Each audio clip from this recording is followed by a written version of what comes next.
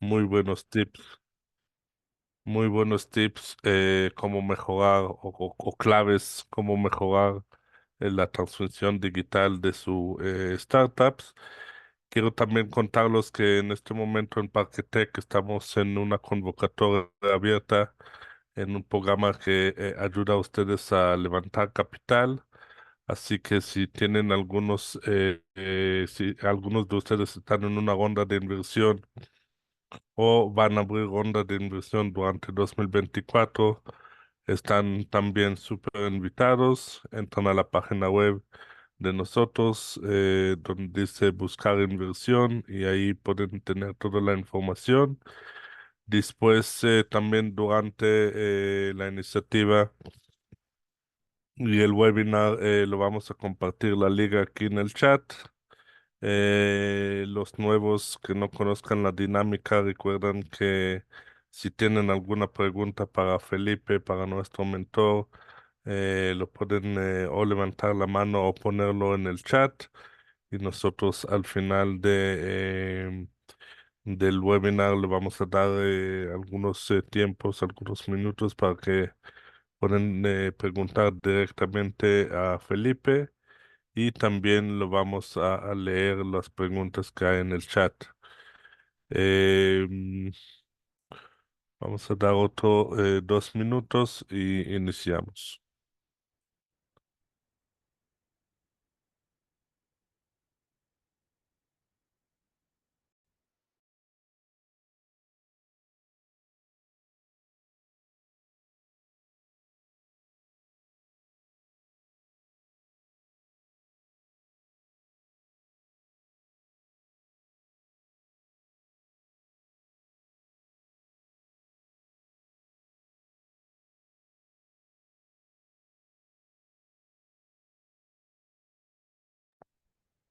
Recuerden también que parte de la dinámica es hacer networking, así si quieren poner en el chat cada uno de dónde viene, qué hace, su LinkedIn, eh, va a ser, sé que tenemos gente aquí de todo Latinoamérica, a lo menos, así que pueden compartir su página web, su iniciativa, LinkedIn, etcétera. Ya es, sí, 6 y 6 minutos, ¿Qué entonces sector están también?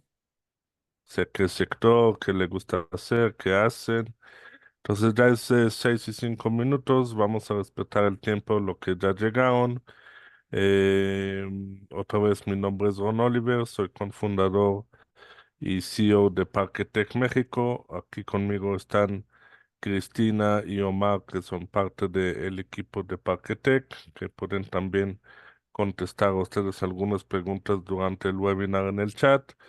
Eh, bueno, no voy a hablar mucho, voy a dar el micrófono a Felipe, un experto que va a dar a nosotros un poquito cuál es el futuro o cuáles los claves que nosotros necesitamos conocer en todo este mundo digital o este mundo del cambio que estamos resolviendo. Pues ya lo resolvimos, pero también vamos a resolver en el futuro. Entonces, Felipe, el micrófono es tuyo. Recuerden la dinámica. Si hay alguna pregunta, pueden subir la mano o ponerla en el chat. Mucha suerte, Felipe, tu micrófono. Bueno, muchísimas gracias por la introducción y bueno, pues yo creo que ya con esa información que Ron les dio, podemos ir avanzando en la presentación. Les voy a dar un poquito como de contexto antes de empezar. Soy un emprendedor serial, tengo más o menos 20 años en el sector de tecnologías, he tenido 4 bancarrotas, o sea, he aprendido muchísimo a cómo no hacer las cosas.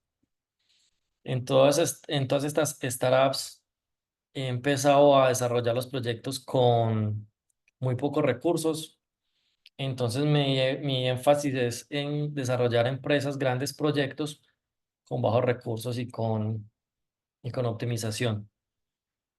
Entonces, como que todas estas cosas que he vivido me han ayudado para poder llegar hoy a decir, bueno, tengo herramientas para poder hacer transformación digital en micro, pequeñas y medianas empresas. Y pues básicamente esa es como la charla de hoy.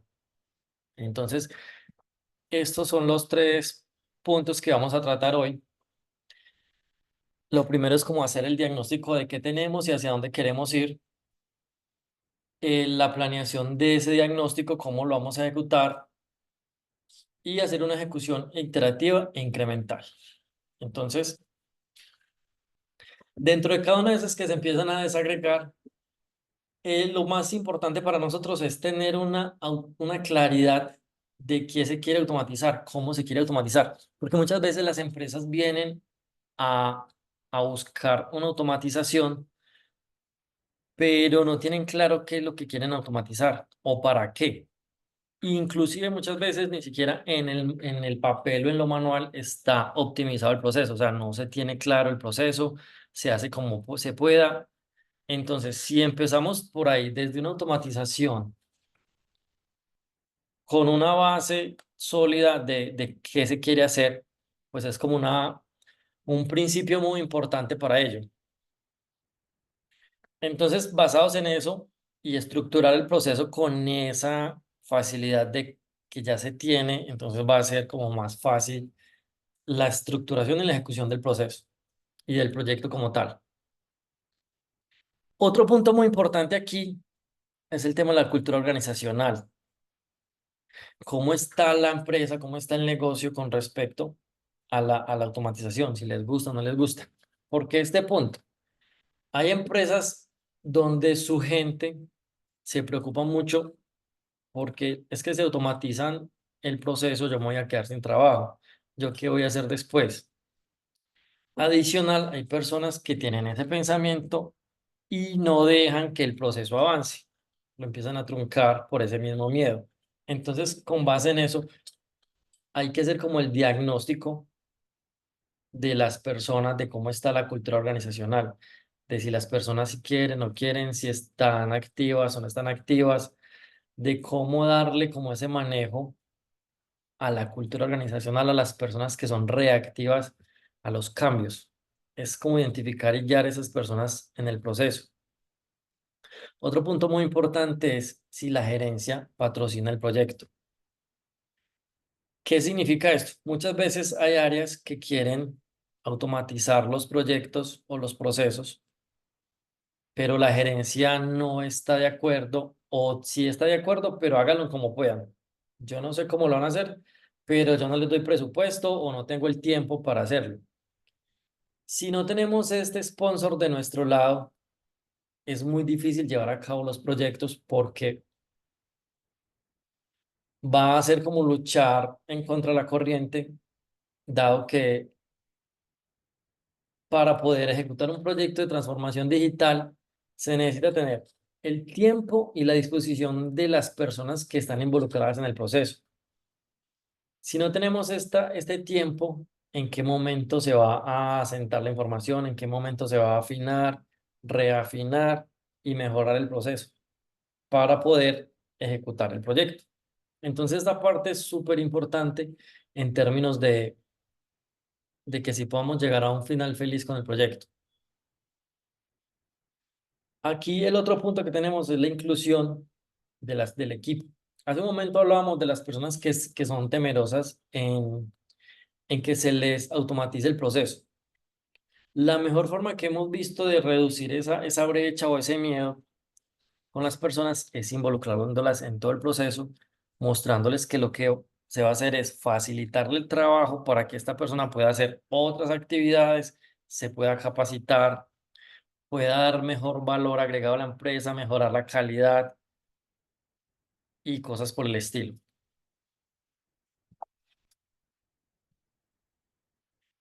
Luego tenemos ya como la planeación en las fases. Entonces, con todo el diagnóstico que se hizo anteriormente, ya tenemos por fases los proyectos, cómo se van a desarrollar.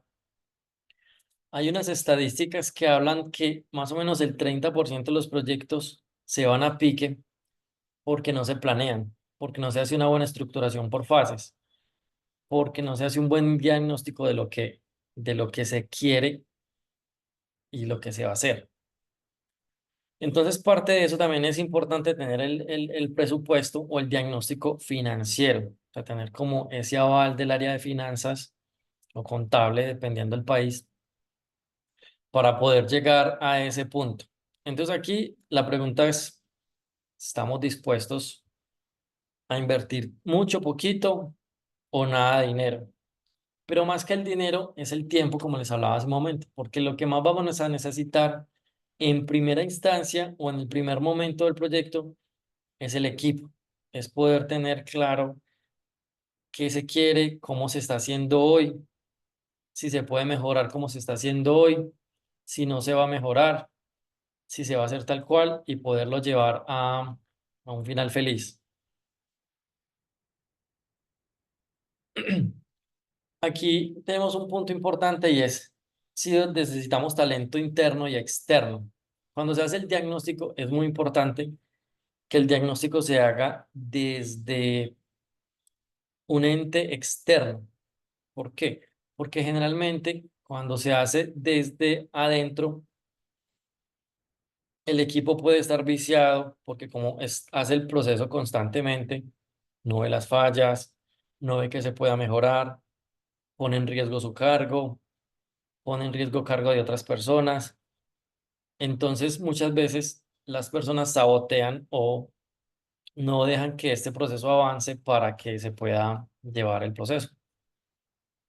Entonces, esa es la idea, que se haga desde el exterior, desde afuera, el proceso de diagnóstico. Bueno, ya esta parte de optimizar el proceso manualmente ya lo hemos revisado. Si lo tenemos claro, creo que ahí se puede avanzar como en esa parte.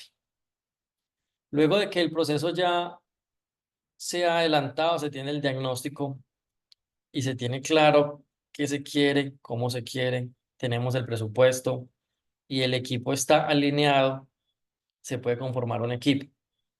Y este equipo se conforma con talento interno y talento externo para poder hacer el match y poder dar como celeridad y garantía de que el proyecto se dé.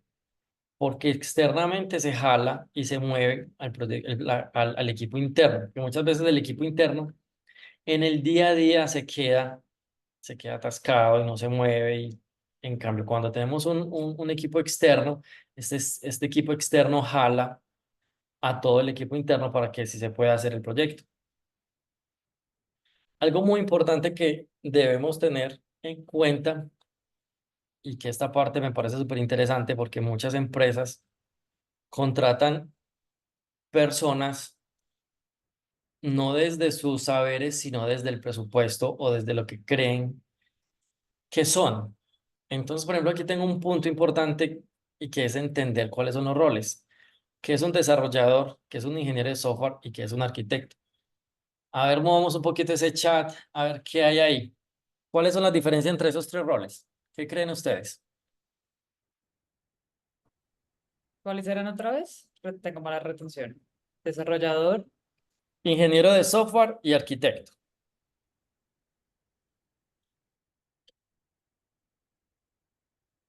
O si quieres expresarlo verbalmente también. Hagámosla interactiva para que no sea tan monótona y tan plana. Eso. Este, bueno, pues de lo que yo he visto, el arquitecto es de los mejores pagos y es la persona que realmente crea toda la infraestructura. Es muchísimo más técnico seguramente en ciertos aspectos que un ingeniero o un desarrollador. Un desarrollador está muy enfocado, puede ser en frontend o en backend, en desarrollo de cómo se conecta a bases de datos y o frontend, que es lo que al final terminas tú viendo como producto final. Y el ingeniero, pucha, pues yo hubiera dicho que el ingeniero y el desarrollador es lo mismo. Es que ese es el punto.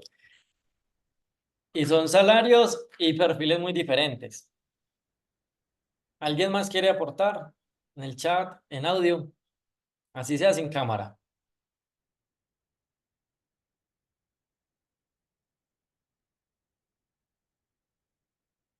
¿Quién dijo yo? Bueno, entonces empecemos aquí. A mí me gusta mucho hacer los paralelos de la ingeniería de software con la arquitectura o la ingeniería civil. porque de cierta forma muchos libros de software fueron tomados de la arquitectura de la ingeniería civil. Hay un libro muy viejo que se llama The Gang of Four, o sea, la banda de los cuatro, que fueron como los pioneros hace 20 años en definir cómo eran las arquitecturas, cómo se desarrollaba y cómo definir todos esos lineamientos. Y curiosamente eran ingenieros civiles. Yo he tenido muchos compañeros que son de diferentes áreas, pero particularmente los de ingeniería civil tienen una visión muy crítica del software también. Entonces, si hacemos el paralelo de un desarrollador, un ingeniero de software y un arquitecto con la ingeniería civil, ¿quién sería el obrero o quién sería el albañil aquí? Desarrollador. Muy bien. ¿Y quién sería el ingeniero de software?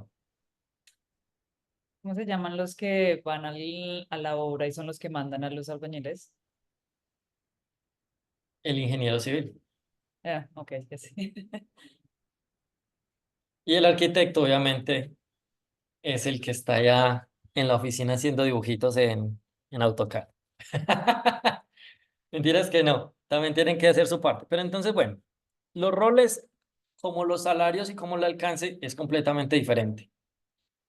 Entonces empecemos desde el arquitecto hacia abajo.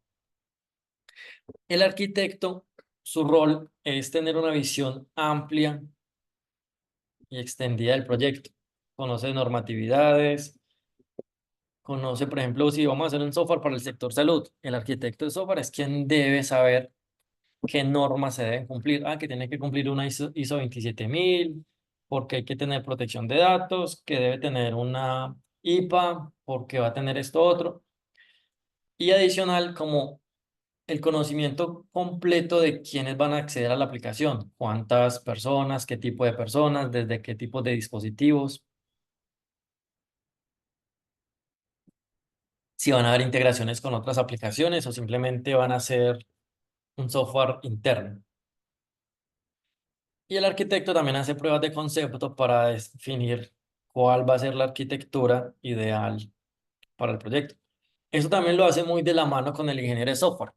Entonces aquí el ingeniero de software, como es el ingeniero civil, y como decíamos que es el que se pone las botas también y va al terreno, entonces el ingeniero civil es quien dice, ah, bueno, este edificio tiene que soportar 4 pisos, tiene que tener 20 parqueaderos, va a tener un tráfico de 100 personas al día y tiene que tener sismorresistencia, también debe ser a prueba de incendios y bueno, todas las otras variables. Entonces, con base a toda esa información y la información que le da el arquitecto, los dos empiezan a trabajar y a definir toda una solución transversal. Lo que yo diría en ingeniería civil empiezan a hacer las bases y la estructura y la obra gris, las columnas, las losas y todo lo que va a soportar la construcción. Ya teniendo esto, aquí entra el desarrollador, que inclusive si lo vamos a llevar a puntos de ingeniería civil o de arquitectura, aquí nos falta un rol muy importante que sería el frontend. Entonces el desarrollador es el que viene y pega los adobes, pone la mampostería, pone los tubos y pone las cosas y pone la obra gris. Y luego viene el frontend, que es el que pone la casa bonita, pone la pintura, las losas, pone las puertas y hace que la casa o el apartamento sea bonito o la oficina. Entonces, como ustedes pueden ver, los diferentes roles tienen diferentes alcances, diferentes salarios y actúan en diferentes momentos del proyecto. ¿Qué pasa? Muchas veces contratamos desarrolladores para que hagan el rol de ingeniero de software y de arquitecto de software. Y ellos con el mayor de los gustos lo hacen y muchos tienen esa habilidad. Pues yo en algún momento empecé como desarrollador mientras estaba en la universidad y mientras fui aprendiendo, pero para no llegar a ingeniero de software y luego arquitecto, pues no solamente lo da la teoría y la cátedra de la universidad, también lo da la práctica y la experiencia en muchos daños que uno hace. Entonces aquí viene una pregunta. Cuando ustedes van a construir una casa, un edificio, una oficina, ¿a quién le van a entregar el rol? ¿O a quién le van a entregar ese trabajo para que lo construya, para que lo diseñe? ¿Ustedes qué opinan?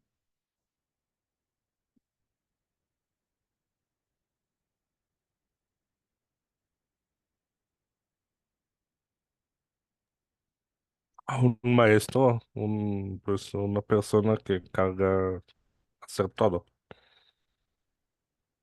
Un contratista, puede ser, pero el contratista después va a contratar un arquitecto, un ingeniero civil o un desarrollador. sí. Pero ese es el problema que generalmente enfrentan las empresas pequeñas y medianas porque el presupuesto es restringido, es limitado. Entonces les da para pagarle a un desarrollador y el desarrollador con su mejor intención construye lo que puede con lo que tiene. Pero cuando entonces el negocio empieza a crecer y necesitamos escalar la aplicación no tiene un diseño ni una robustez para soportar ese crecimiento o es insegura. Entonces empiezan a sacarnos información. Pues yo tengo una experiencia en algún momento trabajé para el sector de seguridad informática y hacía de labor comercial y hacía preventa. Entonces, íbamos a estas empresas y las empresas nos decían, no, no, no, eso no es para mí. No soy tan grande como para que se fijen en mí. Bueno, está bien. El tema es que el hacking ya no lo hacen humanos. Eso sí aplicaba hace muchos años, donde cuando el hacker, como lo mostraron en las películas o en los memes, sentado día y noche en el computador y hasta en el baño, ahí se aplicaba eso porque pues había un tiempo limitado y brazos limitados. Pero ya el hacking se hace con bots, donde el bot escanea todos los puertos de un computador y todas las IPs en cuestión de minutos. Si ustedes saben cómo funciona Google, Google escanea todas las páginas web y todos los servidores del mundo en menos de 24 horas. Imagínense, le da toda la vuelta al mundo. Entonces, ¿qué hacen los bots? Hacen algo similar, pero buscando vulnerabilidades, buscando huecos. Y muchos de los desarrolladores, cuando montan la infraestructura informática, dejan claves por defecto, dejan información o claves, pero muy débiles, admin 123 o 123, y los bots usan técnicas para romper contraseñas que son sociales, que eso ya está definido en los diccionarios y eso se llama un ataque por diccionario. Entonces, se usan usuarios y contraseñas comunes y rompen y sacan la información o entra el ransomware o hacen daños por el estilo. Entonces, ya el que yo soy muy pequeño para que me miren, ya eso no aplica. Entonces, ya por más pequeña que sea la aplicación, ya es objetivo militar si está expuesta a Internet. Aquí es complejo ya entonces el decir, bueno, es que yo soy una micro y estoy empezando y no me da para pagar un arquitecto. Listo, entonces ahí es donde hay que entender qué se quiere hacer y cómo se quiere automatizar, porque no solamente hay que meter aplicaciones súper complejas, se pueden utilizar herramientas como Google Drive, o sea, hay muchas herramientas que nos dan funcionalidades que necesitamos en primera instancia y hay capas gratuitas que se pueden usar para suplir la necesidad. Y pues ya en la medida que el negocio vaya creciendo y creciendo, puede ya ir adquiriendo software o desarrollos personalizados o ir montando su propio equipo de desarrollo. Eso es más o menos en términos de equipo y talento externo. ¿Alguna duda hasta ahí? ¿Quién dijo yo?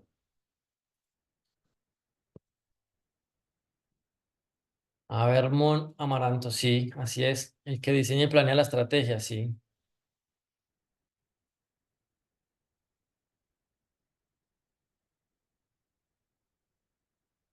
Uy, José Luis, me gusta su punto de vista. Entonces, José Luis, ahora el micrófono. ¿Quién sería el encargado hoy para que diga en términos de la transformación digital?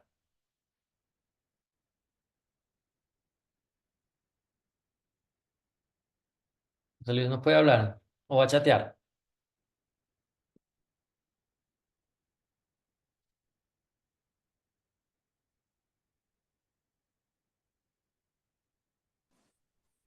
Bueno, ¿Me como José Luis. escuchan? Sí. Ah, sí, José Luis, cuéntenos a ver su punto de vista. Muchas gracias. Definitivamente, digo, nosotros nos dedicamos a estrategias de transformación digital, por eso es que pues traigo este concepto muy claro, ¿no? Ni un Ujú. arquitecto, ni un ingeniero, ni un desarrollador habla de negocios. sea, ¿con quién haces la transformación digital? ¿Con un director general o un director de área? ¿No? Hablando desde el punto de vista de tu cliente. Pon a Sí, un arquitecto con un director general, el arquitecto lo va a aburrir. Entonces, necesitas o a un consultor de negocios, especialista en transformación digital, o al mismo director general de la firma que va a hacer la transformación digital en estas empresas. Los técnicos no venden. Los técnicos, de hecho, normalmente fracasan los proyectos de transformación digital si no están liderados por un buen rol de negocio. En la experiencia en Latinoamérica que nosotros tenemos, ¿no? sí. O sea que eso concluye y reitera lo que está en el punto B, que decíamos que lo ideal es hacer un equipo mixto, Correcto. tanto interno como externo, para poder hacer una cohesión y dar un final feliz al proyecto, porque sí, completamente de acuerdo contigo. Si no hay alguien del negocio, los desarrolladores van a hacer lo que les parezca y no va a hacer lo que el cliente necesita. Totalmente. Sí, estamos ahí completamente de acuerdo, José Luis. Muy interesante tu aporte. Gracias, Felipe. A tus órdenes. Muchas gracias, hermano. Ahí nos cruzamos en el chat. Y otro punto que también es muy interesante para nosotros aquí en Latinoamérica es el tema de la escasez y la proliferación de talento IT. ¿Cómo es en sus países? ¿Cómo es esta figura? Me gustaría escucharlos porque veo que tenemos de todo Latinoamérica y pues aquí en Colombia se ve el fenómeno de que hay mucha proliferación de personas o de talento humano que está recién graduado, o sea, que tiene de 0 a 2 años de experiencia. Hay mucha gente con este perfil, pero perfiles altos son muy escasos.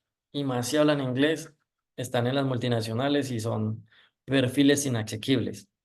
Entonces ahí también donde la industria local se ven problemas para acceder a buen perfil, a buen talento. ¿Cómo es en sus países? ¿Cómo funciona? ¿Es un fenómeno similar o es diferente?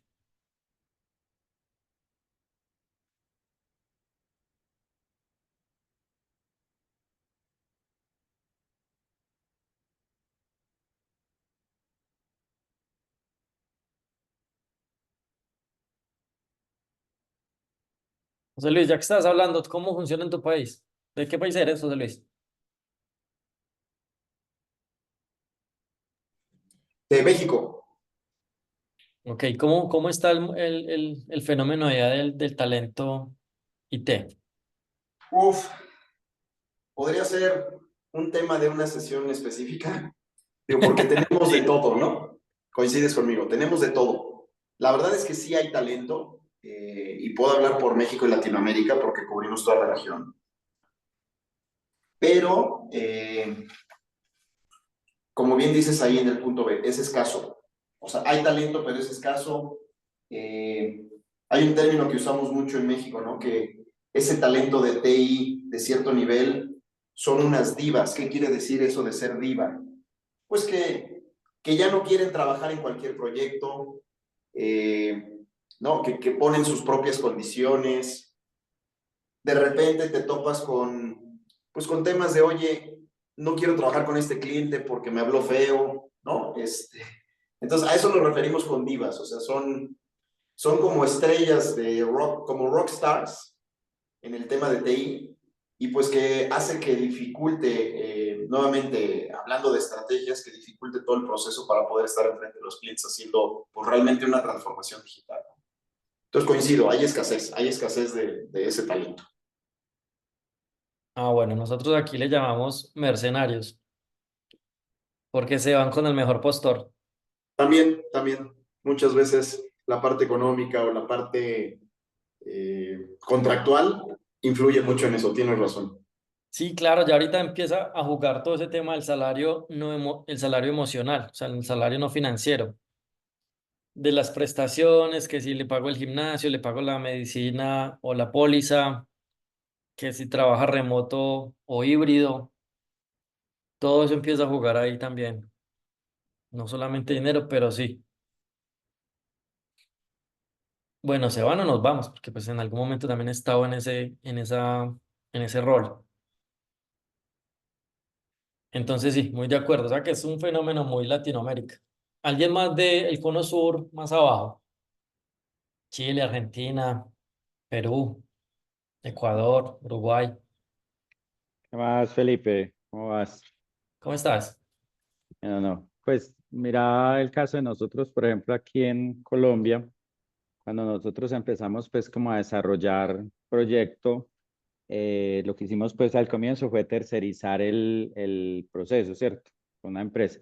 Pero luego pues ya con el proceso de ser una startup o tener la necesidad de crecimiento rápido, pues obviamente hay que incorporar un equipo de desarrollo.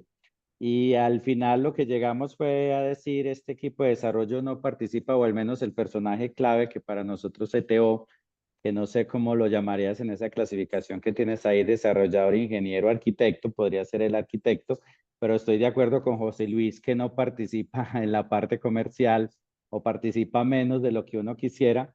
Y la forma de enganchar a este personaje es obviamente una introducción sobre la compañía, ¿cierto?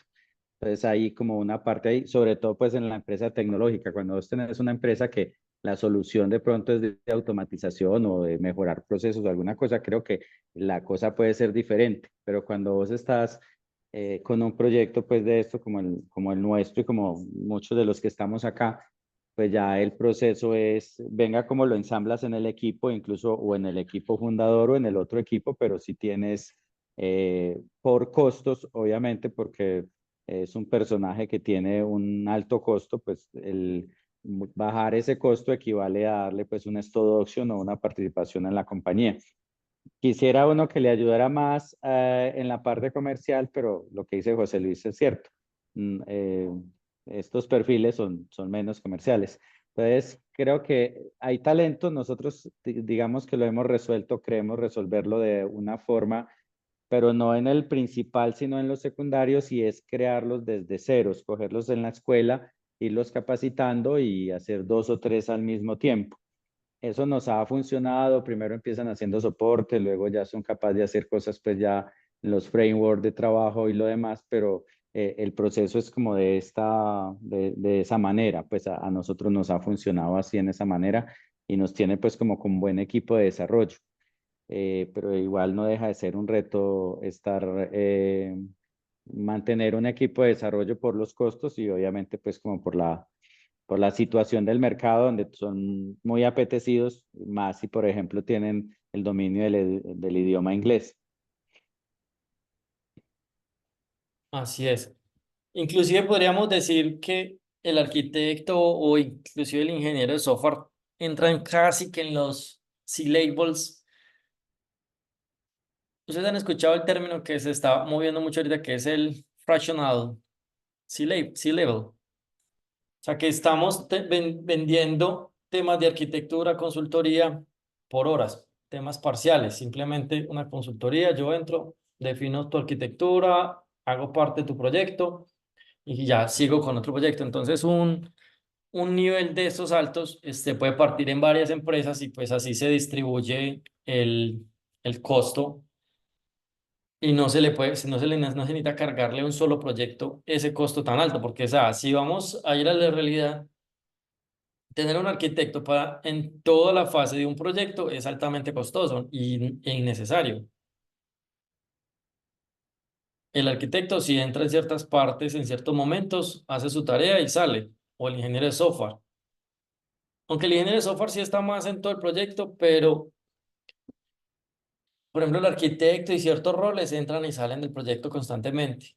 Entonces, es ahí como entender cómo se pueden entrar y salir para tener ese talento y moverlo. El tema es que muchas veces, pues las empresas que tienen estos talentos y que son de tercerización, el costo también es alto, lo cobran muy alto. Entonces, por ejemplo, tener un modelo como un fractional architect y poderlo tener por horas, pero no a través de una empresa, sino directamente, podría funcionar y resolver en cierta medida ese problema del presupuesto.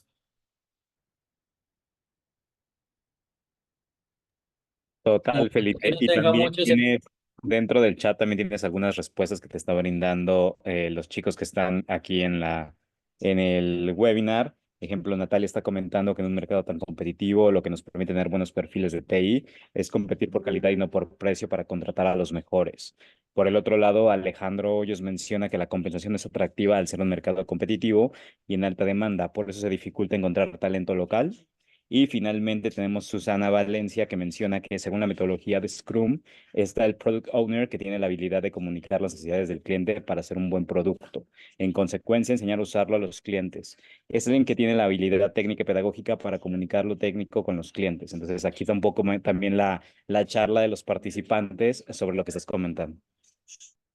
Perfecto, muchas gracias, Omar. A ver, hagamos una salvedad aquí. Toda esta metodología y todo el Scrum y todo lo que están mencionando ahí aplica para la mediana y gran empresa. Pero si leemos el título de la presentación, hablamos de la micro y la pequeña. La mediana también entra ahí. O sea, la mediana está como en la mitad. Una micro y una pequeña empresa generalmente no tienen presupuesto para tener toda una metodología Scrum. Entonces ahí es donde empezamos a tener dificultades y por eso como la presentación quise enfocarla en ese nicho, porque es un nicho que necesita mucho de automatización, necesita mucho de procesos, pero no tiene el presupuesto porque apenas están haciendo, apenas está como en su fase de, bueno, ¿quién soy yo? ¿Para dónde voy? ¿Qué quiero hacer? Si yo hablo de una empresa grande, mediana, no, ya tiene Scrum, tiene Product Owner, tiene toda la metodología, tiene aplicaciones en Jira, tiene Cloud en Amazon, o sea, tiene todos los juguetes para poder hacer que un proyecto sí o sí funcione. Pero miremoslo en la pequeña y en la micro. ¿Qué opinas, Susana? ¿Cómo le manejarías eso ahí en la micro? O Natalia, donde no tenemos un Product Owner, sino que el líder del proyecto le toca hacer todo eso que están diciendo ahí y muchas veces lo hace desde lo empírico, desde el sin saber que se llama así, pero lo hace. ¿Cómo funcionaría ahí? ¿Cómo haríamos ahí? ¿Ustedes como Product Owners o como Scrum Master irían a trabajar a una empresa micro por un salario pequeño? ¿Lo harían? ¿En modelo fraccional o en modelo full time? ¿Cómo sería ese proceso? Es que esa es la pregunta y esa es la cuestión que yo traigo aquí. En la micro y en la pequeña, ¿cómo funciona toda esa estructura?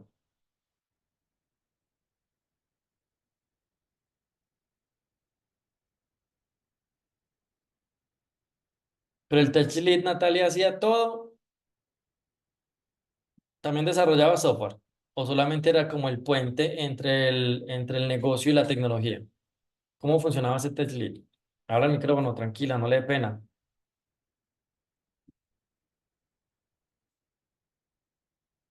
Acá estoy. Nosotros arrancamos primero con o sea, iba un comercial y un tech lead que después cotizaba horas de por ejemplo, de un programador.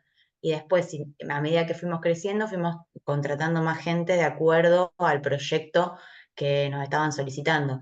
Para eso lo primero que invertimos fue en un equipo de recruiting bastante potente, digamos, que salió a buscar los perfiles en concomitante con el proyecto que salía. Y eso nos permitía tomar proyectos y contratar con esa plata, digamos, a los desarrolladores. Estamos hablando de Argentina también, donde los sueldos y los programadores argentinos por ahí, digamos, no van a las grandes empresas y sí nos pasaba que los sueldos eran mucho más baratos o pueden ser mucho más baratos en Argentina que contratar a alguien en México o ni hablar Estados Unidos. Ok, pero o sea, estamos hablando de que ustedes eran una empresa de desarrollo, ¿cierto? En realidad sí, teníamos una software factory y después nos diversificamos en outsourcing también, porque nos fue muy bien con el grupo de recruiting. Muy bien, o sea, el truco está en atraer altos perfiles y de calidad. Bueno. ¿Algo más que aportar ahí en el tema del talento? Aló, Sí, Susana. hola, bueno, voy a contar pues mi caso. Yo trabajo con pequeñas empresas, les hago sitios web, principalmente con WordPress. Pues con WordPress hay muchas herramientas a través pues, de los plugins que uno puede instalar y que es administrativos para las empresas. Prácticamente me ha tocado hacer todo, desde que transmito cómo enseñarles también lo que ellos necesitan y les creo todo el sitio web con las necesidades que ellos requieren. Con el tiempo he aprendido programación más avanzada. Creo que las pequeñas empresas inician así, con estas herramientas de WordPress que les facilitan a uno más la vida de no tener un profesional como un ingeniero de software o de sistema que realice una programación tan avanzada. Así es, o sea que sí, o sea, ahí confirmamos que en una micro y una pequeña toca de todo. Sí, y con el tiempo, mientras uno aprende más, uno llama a los clientes y les ofrece alternativas mejores para ellos.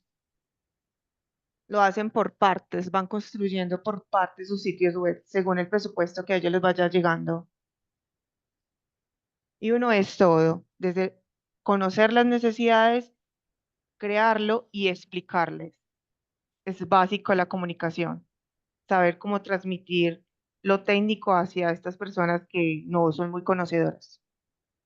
Y es muy divertido, Susana, porque al final del día o de la semana termina uno sabiendo más del negocio que que el mismo dueño, que los mismos empleados de la empresa. Es una realidad absoluta. Y ya entonces le ofrecen a uno, venga, venga, trabaje para acá, que Sí, sí, también. necesitamos ese conocimiento aquí. Sí, pero en el caso de uno es mejor varios, o sea, uno tiene varios clientes, pues porque las pequeñas empresas no le pueden pagar a uno lo que pues se debería. Entonces, muchas veces te tienen paciencia y te esperan. Sí, ahí está el modelo implícito del que hablaba ahorita del fractional,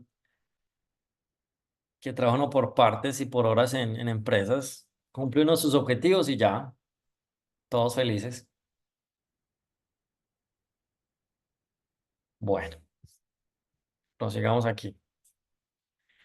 Creo que aquí Susana hizo la introducción a este punto que es la ejecución iterativa e incremental.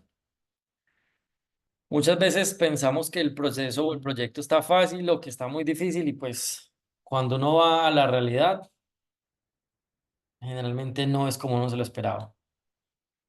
Hay más, hay más de fondo, hay más que hacer, hay cosas que que el analista o el cliente no nos dijo, que se le olvidó o que salieron de imprevisto o que al ver una necesidad surgió otra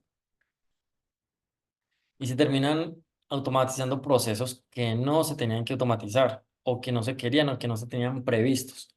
Y eso nos afecta directamente también el presupuesto, el tiempo de entrega y todo de ahí para arriba o para abajo, dependiendo de donde se vea.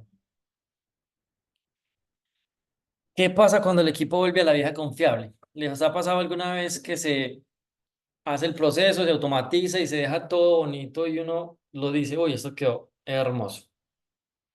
Y vuelve a la semana o a los 15 días en donde el cliente, y bueno, ¿cómo van? Ah, no, es que no lo estamos utilizando. ¿Cómo así? ¿Por qué? ¿Qué pasó? Ah, no, es que no, nos parece mejor a mano, manualmente. Entonces ahí es donde dice, ay, bueno, ¿qué pasó aquí? Cultura organizacional, no capacité los empleados, tienen miedo. ¿Qué pasó aquí? ¿Les ha pasado o no?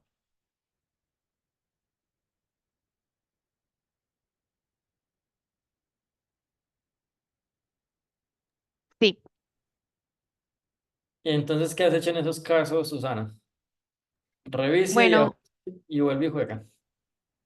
cuando, dependiendo del empresario, hay que ser realista, los jóvenes son más abiertos a la tecnología y muchas veces son los que tienen pequeñas empresas, personas de edad avanzada, termino es buscando entrenar a sus hijos o otra persona que sea más abierta a la tecnología de la misma empresa, buscar hasta uno mismo quién sería más abierto y videos educativos.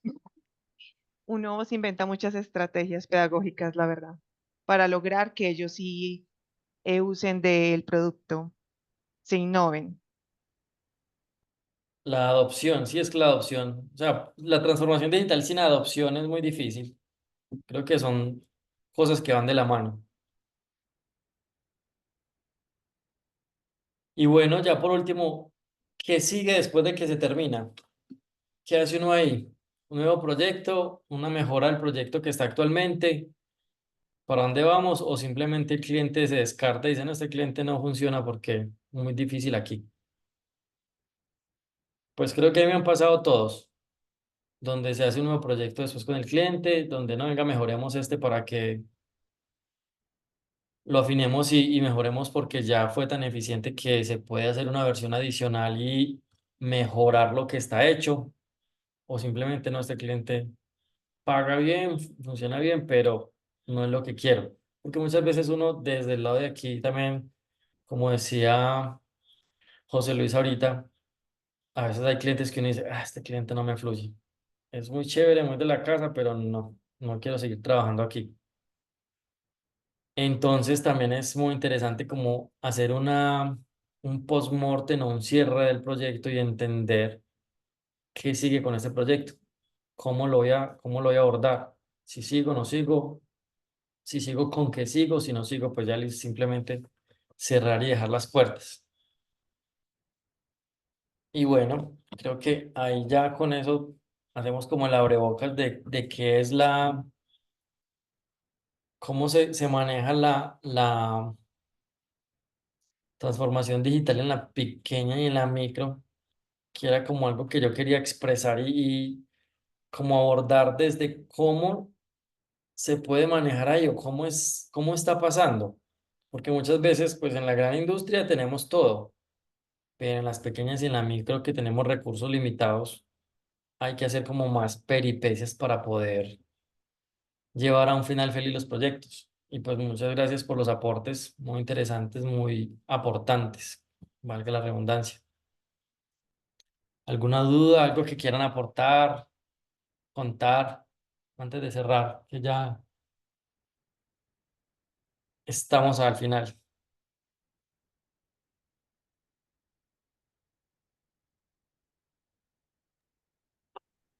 Amigos, amigas, aprovechan 5 minutos, tenemos algunas preguntas, algunas eh, cosas que quieren conocer más allá. Hola, ¿qué tal? Buenas tardes. Sí, yo tengo una duda. ¿Cuál sería la mejor manera para cerrar un proyecto, ¿no? Con un cliente que nada más no fluye, a lo mejor sí se cumplió con el requerimiento, pero no fue lo que esperaba el cliente y a lo mejor no lo usa. ¿Cuál sería la mejor manera ahí para cerrar de la mejor manera posible con ese cliente? Pues a ver, ya con el cliente no quieres trabajar, entonces de entrada no te interesa dejar las puertas abiertas. Pero lo ideal es dejar las puertas abiertas y salir de la mejor forma como lo estás preguntando. Pues yo en realidad lo que yo he hecho es simplemente ser honesto, es decir, no, ya no me fluye trabajar acá o no quiero trabajar acá o simplemente tengo otras ofertas. Porque ser de pronto muy realista con el cliente, decirle, no, es que no me gusta trabajar contigo por esto, por lo otro, dependiendo del cliente y el tipo del cliente, lo podría tomar de una forma buena o mala. Entonces ya es complejo. Otra estrategia que yo he hecho en algún momento es hacer que los proyectos sean caros para que se cierren por ahí y no haya como el alcance del proyecto y decir, listo, no, es que no me da el presupuesto, entonces no lo hagamos. Para mí no es la ideal, pero puede ser una salida diplomática. Pero en términos de eso, lo ideal es hablar con el cliente y ser honesto. No, no me interesa trabajar más con vos. Me genera conflicto esto, no fluimos por esto y yo soy el que quedo mal porque yo hago mi tarea, pero vos no haces la tuya. Entonces, no es lo ideal. Ok, De, muchas gracias. de mi experiencia, y tú puedes buscarlo también en Google, hay actas de entrega, sí, hay actas de entrega de proyectos donde igual como desde el inicio llegaron algunos acuerdos y algunos, pues donde llegó la propuesta comercial o la propuesta del desarrollo y todo el mock-up del proyecto. Hoy el día existen, hay muchos formatos que lo mismo el project manager o la persona que realmente llevó el inicio hasta el fin de este proyecto, y hay actas de entrega del proyecto donde realmente necesitas llenarlo y ahí tú puedes llenarlo de una u otra manera que se cierra bien o se cierra bien el proyecto y tú puedes decir, aquí está el proyecto entregado, cualquier fase 2 o un servicio a lo que ya hicimos contigo, le ofrecemos otra propuesta del inicio, pero a través de la acta de la entrega lo puedes aclarar muy bien cómo lo estás, cuál es el siguiente paso, si hay o no hay con este proyecto. De acuerdo, sí entra como en términos más de contrato y legales, ¿no? Sí, para que después no diga, es que tú hiciste esto y esto no es azul, esto es verde y el botón está arriba y no está abajo y no sé qué. Hay, hay un acta de entrega que tú entrega el proyecto al cliente y el cliente lo entiende, lo recibe, lo firma y con esto terminó este matrimonio. Después que quieren hacer otro matrimonio o seguir con otro proyecto o avanzar el proyecto que hay, ya es de hacer de nuevo todo el inicio. De acuerdo, muchas gracias. Amigos, ¿otras preguntas para Felipe?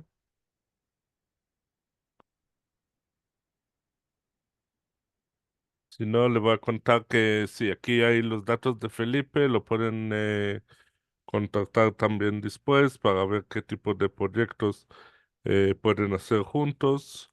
Em, Le recuerdo que nosotros en Parquetech tenemos actividades de webinar 2 veces al mes, así que sigan a nosotros en las redes sociales, en Facebook y en LinkedIn para conocer el próximo webinar. Muchas veces es como en la mitad del mes y al final del mes, así que ya sabemos más o menos las fechas, pero para que puedan conocer el próximo mentor y el tema que vamos a hablar, sigan a nosotros en las redes sociales. Otra vez lo invito a las empresas que están aquí o si ustedes conozcan empresas que están en proceso de levantamiento de capital, entrar a la página web de nosotros y ahorita también vamos a poner aquí la liga para nuestra convocatoria que está abierta hasta el 10 de junio por el tema del levantamiento de capital. Nosotros ya 3 veces estamos haciendo esta generación con algún éxito para poder levantar y ayudar a la gente a estar listos a levantar capital. Así que sabemos que en cualquier startup o cualquier empresa es algo muy sano. Así que lo invito también conocer y si están interesados entrar al proyecto, entrar al programa. Y si no hay más preguntas, quiero también agradecer a Omar y a Cristina de mi equipo que están acá y ayudándole al chat. Y obvio a Felipe con todo esto, conocimiento, con todo esto.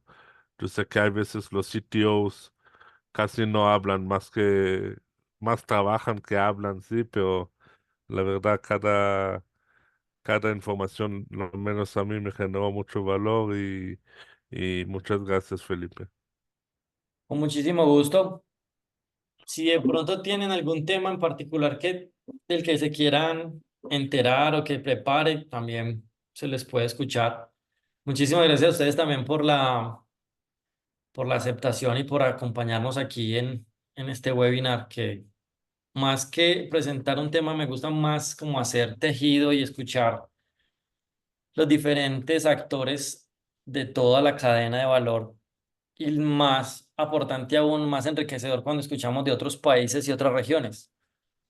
Entonces, muchísimas gracias a todos por esa información. valioso también por ese intercambio. Muchas gracias. Seguimos en contacto. Hasta luego. Hasta luego, está muy Chao. bien.